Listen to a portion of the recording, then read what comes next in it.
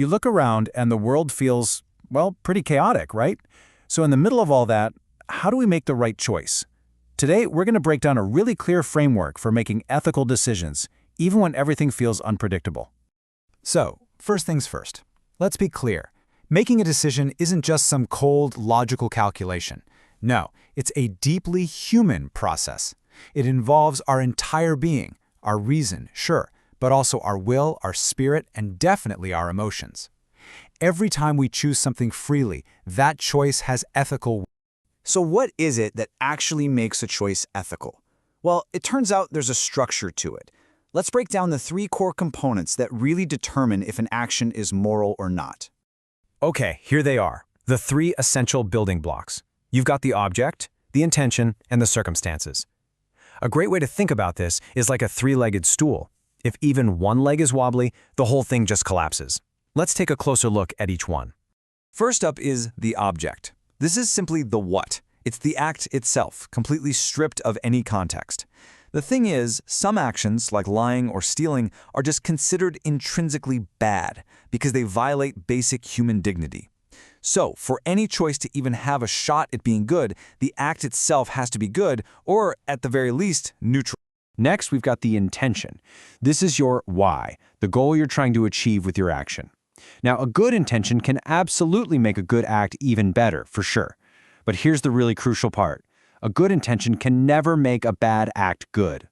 You can't justify doing something harmful just by saying your heart was in the right place. It just doesn't work that way. And finally, rounding out our trio, we have the circumstances. This is all the context. Who's involved? Where is it happening? When is it happening? And how is it all going down? Now, circumstances can definitely lessen or increase your level of responsibility.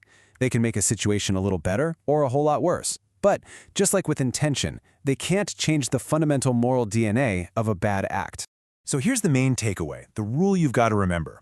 For a decision to be truly, genuinely ethical, it's not enough for 1 or 2 parts to be good. All 3, the object, the intention, and the circumstances, have to be good. And get this, there's a pecking order. The object, the act itself, carries the most weight of all. Now, take a look at this chart, because it really drives the point home.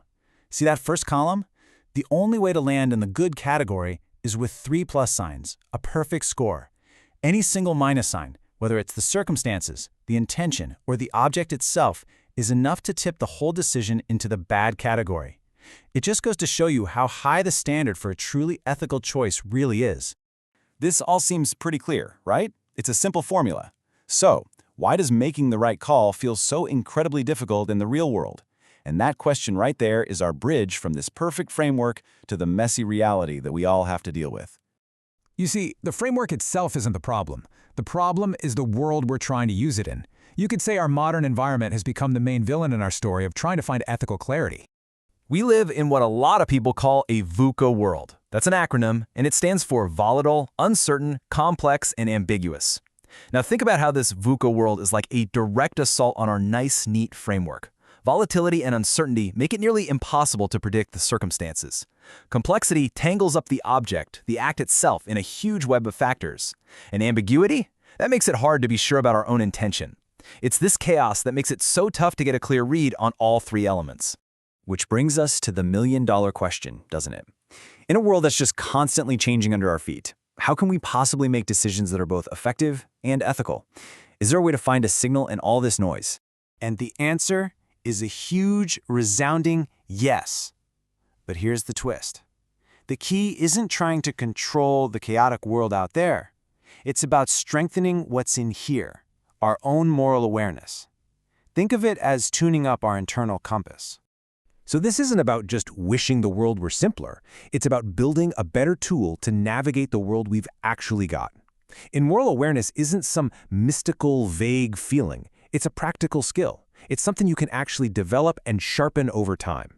So how do we actually do that?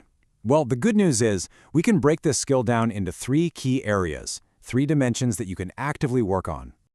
All right, let's dive in and walk through these 3 practical keys that will help you boost your own moral awareness.